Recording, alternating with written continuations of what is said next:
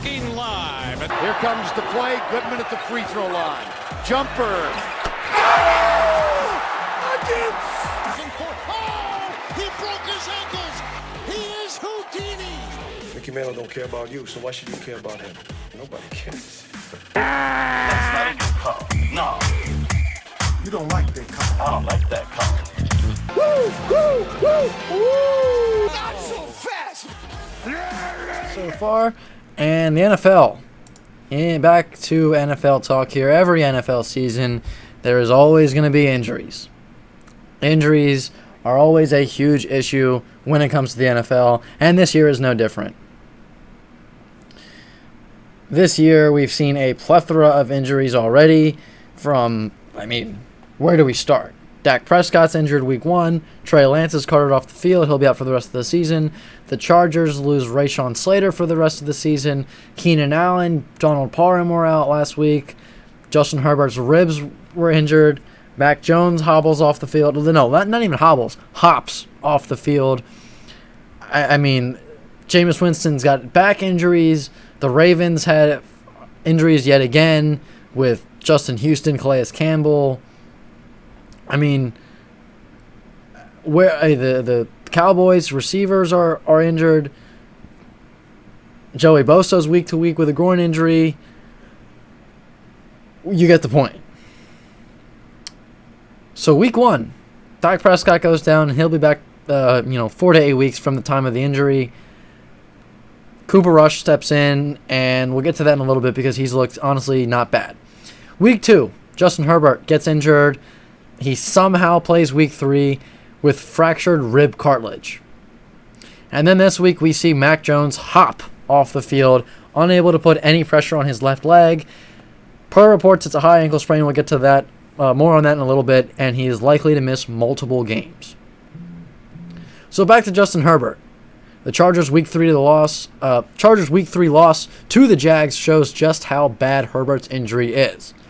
Not only do they lose to the Jaguars, and I can't put too much on that, the Jaguars are actually not a terrible team this year for the first time in forever, but also it was not just the fact that they lost to the Jaguars. It was the fact that Herbert did not look very good at all. The Chargers as a team didn't look much better, and they lose 38-10. After more plays than not, Herbert was wincing in pain. He was wincing after every single hit he took. A feather landed on him, and he was wincing in pain. It has gotten to the point now where the Chargers have reached a fork in the road.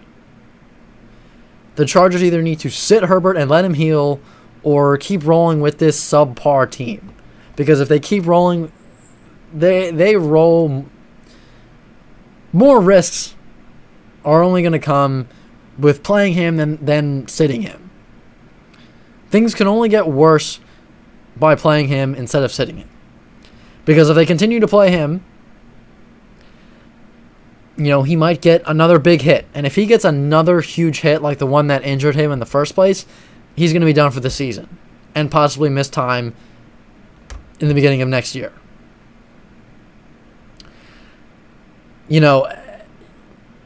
You cannot continue to play a guy who is wincing after every single play.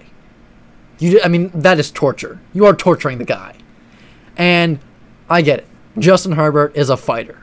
He's about as tough as they come when it comes to quarterbacks. He made that very clear in his post-game comments, saying, when he said that he didn't want to, when asked why he wouldn't come out of the game, he said he didn't want to give up. He didn't want to give up on the game. He didn't want to give up on his team. He wanted to play to the very end. So it's very clear. And entering the week against the Jaguars, I was questioning whether or not it was the Chargers saying, hey, you need to play, or whether it was Herbert saying, hey, I want to play and I need to play. Following week 3, it's very clear that it was on Herbert's terms that he was playing, and not on Staley and the coaching staff. And that's great. That is great that they have a fighter like Justin Herbert. That is awesome. However, the coaching staff has to step up and take charge of this situation and sit him and let him heal. And these are the types of things that happen when nobody's in charge. when nobody's in charge and the players, when you're letting the players make decisions on their own injuries and you're letting the players run the team, you do not get a successful team that way. You just don't. And now the Chargers are at 1-2, and all of a sudden, a team that I thought was easily going to win the division. They built one of the more monstrous defenses in the league. Their offense was the same offense as it was last year, and things have not been going their way. They barely beat the Raiders week 1, who turned out to be the team. Right now, they're the only winless. I'm sorry, they're not the only winless. They're the only 0-3 team in the league right now. They lose in a close game to the Chiefs, and then they lose in a blowout game to the Jaguars. So, sure, those 3 games, that's a pretty decently difficult schedule, no doubt about it. But the injuries are starting to pile up for the Chargers. As I mentioned, Rashawn Slater out for the year, Bosa week to week, Keenan Allen, J.C. Jackson, Donald Parham Jr., among others, were inactive for the week 3 loss against the Jaguars. And you might say, okay, if they take your advice and they sit Justin Herbert, what's next for them? Because you're absolutely right, where sitting Herbert brings another dilemma into play in and of itself. Because their backup quarterback is none other than Chase Daniel. And this brings us back to the similar situation that we had with Dak Prescott and Cooper Rush. The big question is, hey, can he really keep that team afloat until the quarterback gets back? Now, it's a different situation where you're at 0-1 and you think to yourself, okay, Cooper Rush goes out there. If he wins you a few games, you're still doing okay. You only have 1 loss. But now handing the keys over to a 1-2 team that is injured in other ways as well. And the Cowboys were as well, right? They have most of their secondary wide receivers were hurt. Excuse me. But the Chargers are injured all over the place. So can Chase Daniel really keep a 1-2 team afloat? Again, that brings us back to the same conversation we had about Dak Prescott, Cooper Rush, and the Dallas Cowboys. The Cowboys are now 2-1, so if that's any indication, then maybe they would be okay. Or we can go right back to what we said about the Cowboys. Would the Chargers look to free agency? Again, we talked about this a couple weeks ago. The best options in free agency right now are Cam Newton. And I'll get to this Cam Newton thing in a little bit with the Patriots, but the thing with Cam Newton right now is he's not going to, at least I don't think so. I doubt that he would sign a veteran's minimum deal. So in order for him to play for the Chargers, right, and in this crazy scenario, in order for him to play for the Chargers, LA would have to give him a significant amount of money. And that's just not going to happen. You are not going to pay a significant amount of money to a temporary solution. It's just not going to happen. Ryan Fitzpatrick? Question mark? Would he come out of retirement? I don't know. He seems to have a pretty good gig going with the Amazon Prime Thursday Night Football pregame show. And other than that, there's not too many options. You could, again, we could go right back to the same thing that we talked about with the Cowboys. Would they trade for Garoppolo? No, that was pretty unlikely to happen when Prescott got hurt. That is definitely not going to happen now that Lance is out for the year. Would they trade for Drew Lock? And at that point, who do you trade? Do you trade Chase Daniel for Drew Lock? Maybe, but I doubt that the Seahawks would take that deal. Let's just put it that way. So beyond that, there's not too many options for what the Chargers would do in a scenario where they sit Justin Herbert. It's not looking very good for the Chargers at 1-2.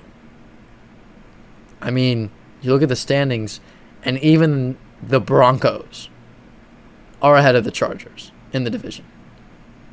Not good. Not good at all. So at 1-2, the Chargers have a lot of work ahead of them. Now, for the Patriots, Mac Jones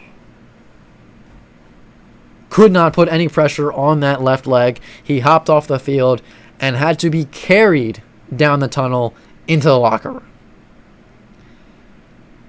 He's expected to miss multiple games, and he was, quote, diagnosed with a severe high ankle sprain that would cause many to have surgery, according to sources close to Adam Schefter from ESPN.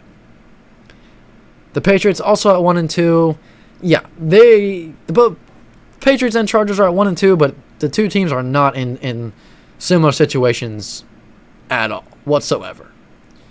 The Chargers at 1-2 are still a team that you could make an argument that they could make the playoffs. The Patriots, not so much. Right now in New England, Brian Hoyer is the backup quarterback for the Patriots. Yikes. There have been a few unofficial and unreliable rumors that the Patriots are looking into Cam Newton. So what I did a little sneaky sneak, and I sent out a little bait tweet to find out what was really going on. Because sometimes the best way to figure something out is to get reaction from people. And, social media is a crazy thing where you can't always just ask, hey, what do you all think about this? You kind of have to throw out, you kind of have to put a little worm on the fishing line and toss it out there and get them hooked. You know what I mean?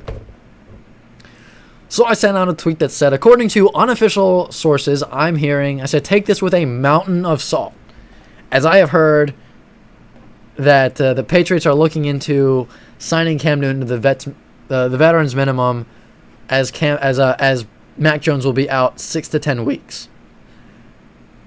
Twitter fan was actually nice. Twitter was actually not mean, not rude, and quickly helped me understand that was not really the case. The Patriots were not really looking into it. And I gotta say, somebody did bring up a pretty good point.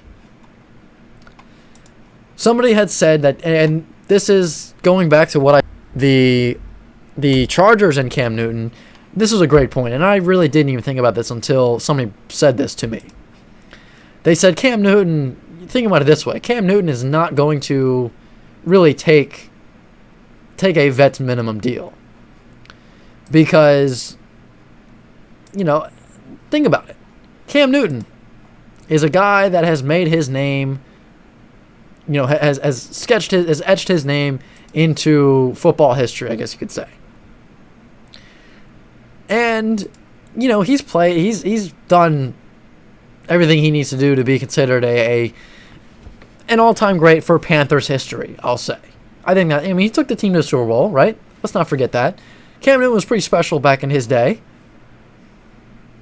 And somebody had this to say on Twitter. The latest is Brian Hoyer and Zapp will lead the Patriots. Why would Cam Newton be signed for a minimum contract with his 11 years and all his rewards and everything that he's done in his career? Why would Cam accept another deal from the Patriots and go through all this over again? Is Bill Belichick going to pretend that the Patriots have no cap, as he did in 2020? And I said, that's very true. It seems like Cam Newton would probably not accept a veteran's minimum deal for the same reason that person I just outlined. I said the question really is, how desperate is Cam to play football? And Cam said, and the person on Twitter said, Cam's not desperate for squat. He's a multi-millionaire. He's turned down offers from other teams before. It is up to him. He doesn't have to be, well, and this is a little far. But I said he doesn't have to be abused over by the same organization again. Cam was good to the Patriots but was mistreated, and the Patriots aren't the only team existing in the NFL. Other teams won Super Bowls. Not really sure what that means, but I understand where that person's coming from. Cam probably is not going to take a veteran minimums deal with everything that he's done in football, everything he's done in his career, and also, let's not pretend that Cam Newton is some angel, right? Cam Newton has a bit of an ego.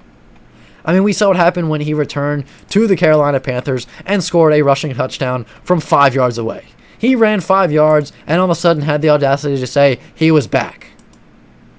So let's not forget about that. He scored 1 touchdown and thought he was back for good. He thought he was it. And not only that, but would the Patriots really, and or any team for that matter, would any team really sign Cam Newton? Would they really pay him a significant amount of money? Which, let's be honest, that's the only scenario where Cam Newton would agree to play, is if he gets a significant amount of money. Is any team really going to pay Cam Newton that significant amount of money to be a temporary quarterback, to be a temporary solution? It seems very unlikely.